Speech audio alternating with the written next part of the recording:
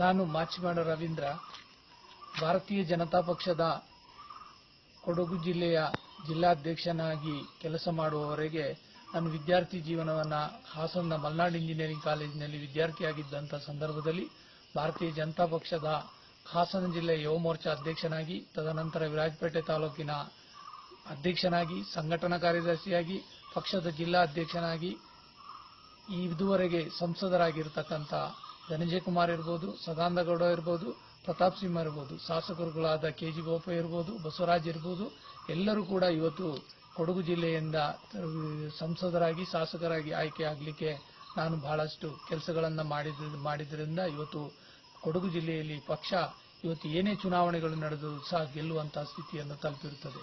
ಅದೇ ರೀತಿ ಪಕ್ಷದಲ್ಲಿ ನಾನು ಇದುವರೆಗೆ ಯಾವುದೇ ಒಂದು ಚುನಾಯಿತ ಸ್ಪರ್ಧೆಯನ್ನ ಮಾಡಲಿಕ್ಕೆ ಇದುವರೆಗೆ ಅನುವಾಗಲಿಲ್ಲ. ಆದ್ದರಿಂದ ಈ ಬಾರಿ ನಡೆಯತಕ್ಕಂಥ ವಿರಾಜಪೇಟೆ ವಿಧಾನಸಭಾ ಕ್ಷೇತ್ರದ ಚುನಾವಣೆಯಲ್ಲಿ ನಾನು ಭಾರತೀಯ ಜನತಾ ಪಕ್ಷದ ಅಭ್ಯರ್ಥಿಯಾಗಿ ಆಯ್ಕೆ ಮಾಡಬೇಕು ಅಂತ ಈಗಾಗಲೇ ನನ್ನ ಅಹವಾಲನ್ನು ಮಂಡನೆ ಮಾಡಿದ್ದೇನೆ. ಇದಕ್ಕೆ ಎಲ್ಲರ ಸಹಕಾರವನ್ನು ನಿರೀಕ್ಷೆ ಮಾಡ್ತಾ ಇದ್ದೇನೆ.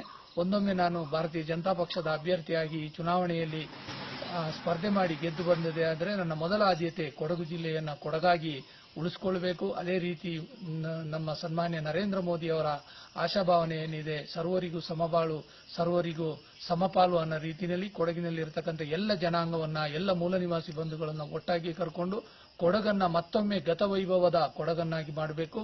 ಯಾವಾಗ ಸರ್ದಾರ್ ವಲ್ಲಭಾಯಿ ಪಟೇಲ್ರವರು ಒಬ್ಬ ಭಾರತದಲ್ಲಿ ಯಾವುದಾದ್ರೂ ಒಂದು ರಾಮರಾಜ್ಯ ಇದೆಯಾ ಅಂತ ಕೇಳಿದಾಗ ಕೊಡಗು ರಾಜ್ಯವನ್ನ ರಾಮರಾಜ್ಯ ಅಂತ ಹೇಳಿದ್ರು. ಅದೇ ರೀತಿ ಮತ್ತೊಮ್ಮೆ ಕೊಡಗನ್ನ ಈ ರಾಮರಾಜ್ಯದ ಕಲ್ಪನೆಗೆ ತೆಗೆದುಕೊಂಡು ಹೋಗಬೇಕು.